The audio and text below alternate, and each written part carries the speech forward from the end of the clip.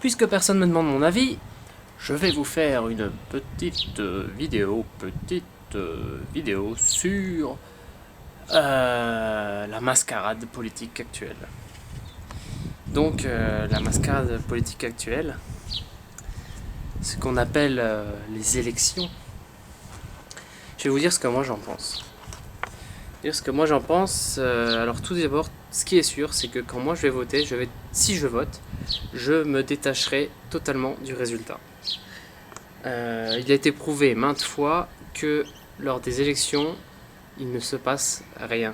Juste après, les gens pour qui on vote font tout le contraire de ce qu'on leur a dit de faire, enfin ce qu'ils ont dit qu'ils allaient faire. Là, on a l'exemple avec Trump. Trump qui a totalement trahi ses électeurs, littéralement, en bombardant, en faisant ce que Hillary Clinton... En fait, j'ai envie de dire, Trump a gagné pour, justement, par rapport à ce conflit du Moyen-Orient. Il y a beaucoup de gens qui ont voté pour lui avec ce conflit-là, ce qu'il voulait faire. Et il se trouve qu'il a fait tout l'inverse de ce qu'il avait dit, c'est-à-dire qu'au final, il s'est impliqué autant que Hillary Clinton l'aurait fait. Donc il a trahi son électorat. Bref, voilà, tout ça pour dire que la politique ne sert à rien. Je pourrais déjà arrêter cette vidéo-là, mais je vais quand même expliquer des choses. Déjà, qu'est-ce qui fait qu'on est... la chose la plus triste avec les élections, c'est que tout le monde est à fond dedans. Comme si ça allait changer les choses. Tout le monde est à fond dedans, et il y a une grosse montée là de l'inconscient collectif derrière ça. En fait, il se trouve que ça fait partie je pense, des deux choses principales euh, qui font qu'il y a tout le monde derrière les élections. C'est que déjà, on a l'inconscient collectif qui nous donne l'impression en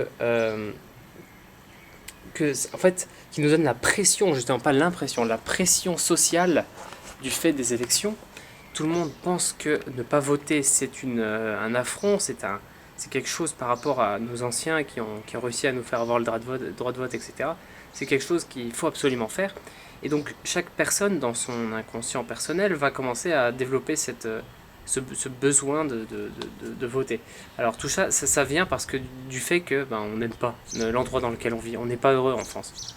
On n'est pas heureux dans une société où on a tout et on n'arrive pas à trouver le bonheur pour des raisons idiotes. C'est tout simple de trouver le bonheur, c'est tout con, c'est la chose la plus simple. Mais on n'arrive pas à faire simple. Parce qu'on a été élevé à pas faire simple, justement.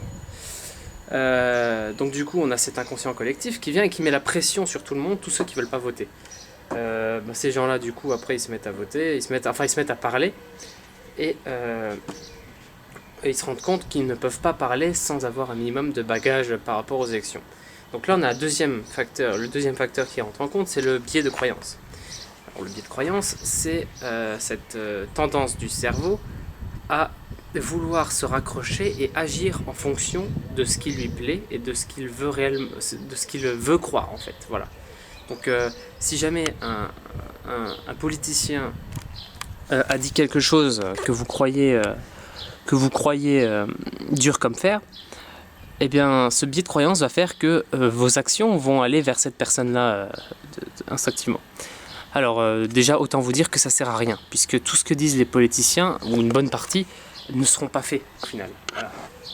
Quand Mélenchon Jacques Cheminade par exemple. Jacques Cheminade, il parle bien des banques. En fait, tout le monde dénonce. Voilà, tout le monde dénonce. Tout le monde est en mode j'accuse de je sais plus qui, Voltaire, je crois. Tout le monde en mode j'accuse les banques, etc. Tu regardes Cheminade, Poutou, Asselineau, Mélenchon, Le Marine. Voilà, bref, elles accusent. Mais parmi tous ces candidats, il n'y en a qu'un seul qui a dit qu'il veut clairement sortir de l'Europe. C'est Asselineau. J'ai une certaine haine un petit peu contre l'Union Européenne telle qu'elle est aujourd'hui. Je vous expliquerai en fin de vidéo pourquoi.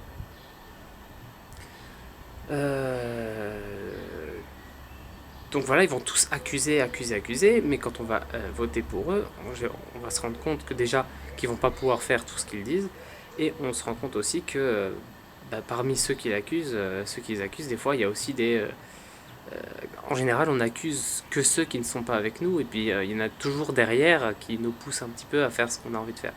On connaît jamais 100% de la réalité, et surtout quand on écoute des discours de, de, comment dire, de mecs qui pensent qu'à eux-mêmes, quoi, qui pensent qu'à être élus, donc du coup ils peuvent dire ce qu'ils veulent.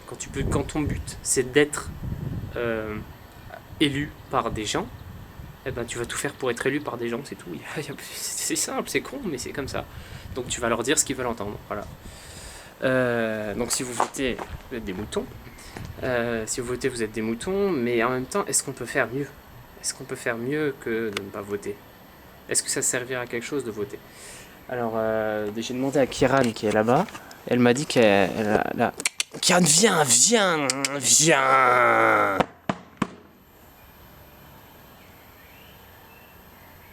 Tu votes qui, Kiran? Dis-moi, tu votes qui?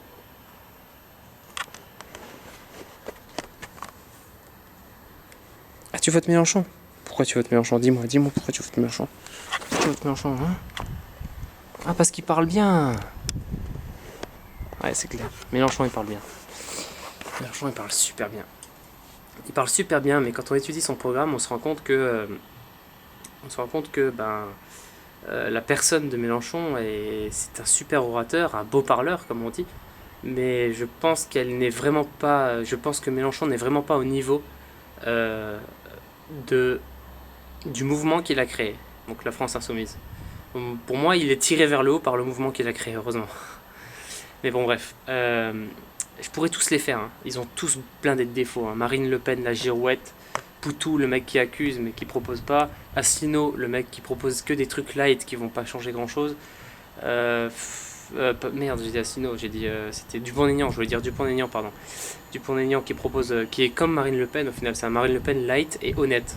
Donc, d'un certain point de vue, je pense que je préférerais déjà lui à Marine. Mais enfin, bref, ça sert à rien de parler. Ils sont tous. Ils ont. Voilà. Voilà.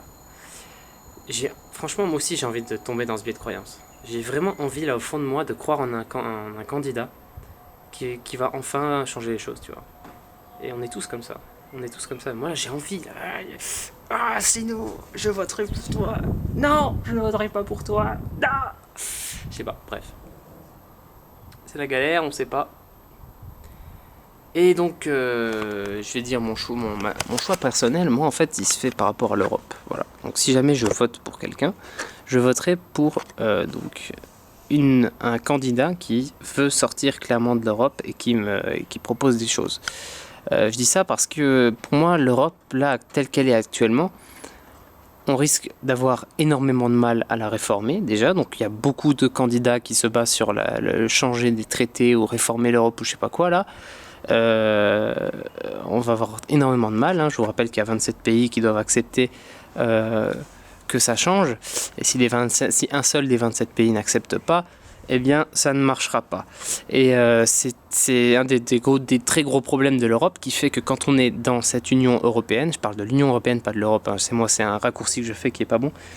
Donc quand on parle de l'Union européenne, au final, il ne se passe jamais rien et tout le monde est dans ce bourbier où tout le monde doit accepter et personne ne peut rien faire, personne ne peut rien proposer parce que faire adhérer 27 pays à la même idée, c'est souvent mission impossible. Je vous rappelle que déjà, nous-mêmes, on n'arrive pas à être en accord avec ce qu'on a en tête. Alors un pays entier avec un autre pays entier, enfin bref, voilà. Ensuite, deuxième truc qui fait que j'aime pas l'Europe, telle qu'elle est actuellement, c'est aussi le fait qu'elle peut imposer au pays des choses. Voilà. L'Europe actuellement, elle nous impose des choses pour lesquelles, si on faisait un référendum, ça ne passerait jamais. Jamais, jamais, jamais. Et référendums qui n'ont d'ailleurs plus aucun sens, hein. Le règne de Sarkozy nous l'a prouvé avec son référendum qui a été refusé, mais qui est quand même passé sous forme de traité de je sais plus quoi. Donc voilà, on est dans ce bourbier et on est forcé à subir les directives européennes. Donc en ça, j'aime pas l'Europe actuellement. Telle qu'elle est actuellement, je n'en veux pas. J'en veux pas, clairement pas. Donc mon vote se dirige instinctivement vers Asselineau. Sinon, ouais. Bonjour. Bonjour. Ça va? Ça va. Donc du coup, qu'est-ce que je disais? Oui. On peut comparer actuellement les élections à, je pense, une télé-réalité. une grosse, énorme télé-réalité. Et c'est pour ça aussi, c'est un des facteurs qui fait que ça marche bien, tu vois. Déjà, le fait qu'on ait des moutons totalement soumis par notre inconscient, qui fait qu'on n'arrive pas à se battre contre notre inconscient, et donc on n'arrive pas à se battre contre le mouvement actuel qui se fait de voter, tu vois. C'est un mouvement qui est actuel et qui est inscrit dans notre inconscient, on n'arrive pas à se battre contre parce qu'on est des grosses victimes de soumis. Ensuite, déjà ça. Et le fait est que ça nous plaît. Les élections, ça nous plaît énormément. Je pense que c'est extrêmement adapté à notre société. En fait, quand on regarde la structure un petit peu des élections, c'est exactement comme un secret story géant. C'est un secret story géant où tout le monde est concerné. Tout le monde est concerné. Et donc du coup, on doit voter pour notre candidat favori, tu vois, appeler le 36-37 et voter 1 pour Nanani, 2 pour Nanani, c'est exactement la même chose. Ensuite, on regarde les candidats entre eux se clash. C'est exactement ce qui fait le succès de Secret Story, Koh Lanta, etc. C'est les clashs entre les gens. Donc nous, on a nos candidats qui se clashent, on est content, ça résonne, parce qu'on aime bien les clashs, on aime bien, c'est inscrit nous dans notre psyché, ça, le fait d'aimer les clashs. Et donc du coup, on est là, on observe ça, et en plus, t'as même les histoires de femmes. Hein, t'as même les histoires de femmes. Je pense à l'histoire avec Sarkozy, Hollande et Carla Bruni. Voilà. Donc ça, ça me fait marrer, mais c'est exactement ça, quoi. C'est donc une grosse mascarade. Une grosse mascarade qui ne donnera lieu qu'à des choses.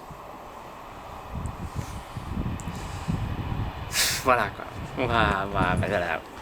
Alors la solution déjà, elle va se faire sur le temps. Le temps est avec nous dans le sens où Internet, depuis 2016, a dépassé le temps de visionnage, le temps qu'on passe sur Internet, voilà, a dépassé le temps qu'on passe sur la télé depuis 2016. Donc c'est l'année dernière, Internet est devenu plus fort que la télévision.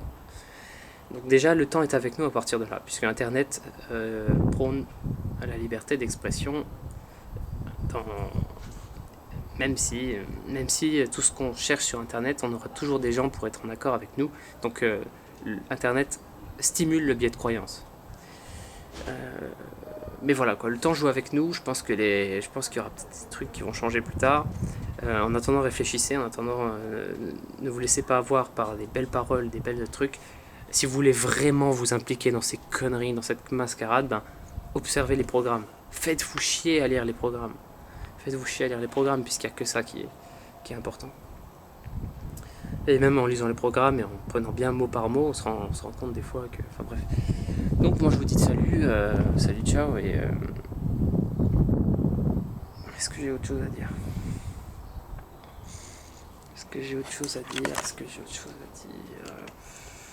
Ne regrette pas, parce que je sais qu'à chaque fois que je fais une vidéo, il me manque des trucs.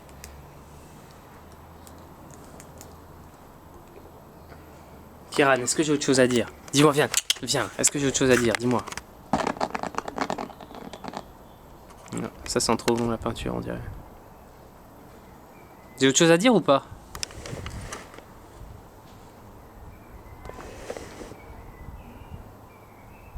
Elle m'a dit non.